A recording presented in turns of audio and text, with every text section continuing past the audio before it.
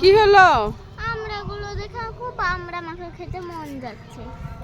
তাই তো, পাড়াও তো মুশকিল। আমরা ঠিক আছে, আমি দেখছি, থামো।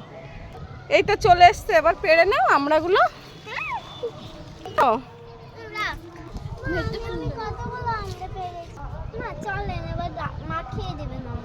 ঠিক আছে, চলো। হ্যাঁ, আমড়াগুলো এই দেখো ধুয়ে নিচ্ছি। কি হলো?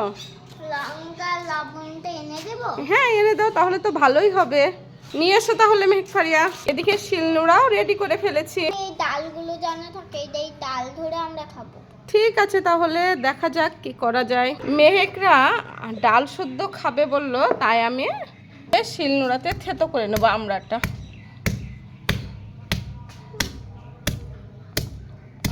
কি মজা!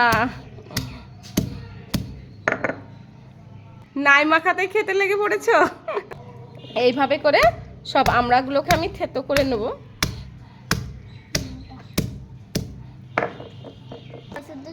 হ্যাঁ, দেখো পারবে কিনা। পারবে না তুমি, শক্ত হয়ে গিয়েছে, আঠি হয়েছে তো আমরা। বাহ বাহ, হয়েছে হয়েছে। এইভাবে সব আমড়াগুলোকে থেতো করে নেব।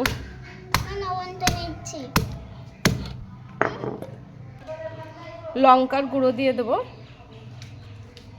মেঘ পাড়িয়া লবণটা নিয়ে এসো। লবণ। মেহেক দেখতে কেমন লাগছে? আর সর্ষের তেল সবকিছু দিয়ে নেওয়া হয়ে গিয়েছে, এবার মাখিয়ে নেব।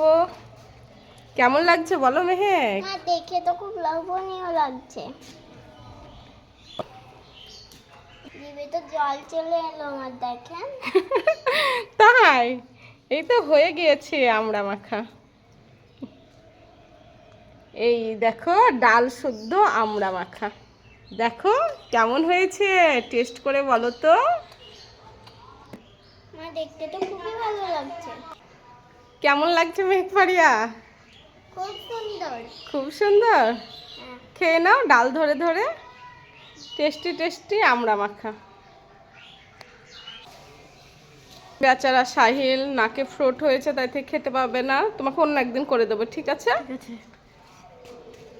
তাই করে না মেহেক, খেয়ে নাও তুমি। আমড়া মাখার রেসিপিটা যদি আপনাদের ভালো লেগে থাকে, লাইক কমেন্ট শেয়ার করে দেবেন। দেখুন কতটা সুন্দর লাগছে না, কতটা লোভনীয় লাগছে।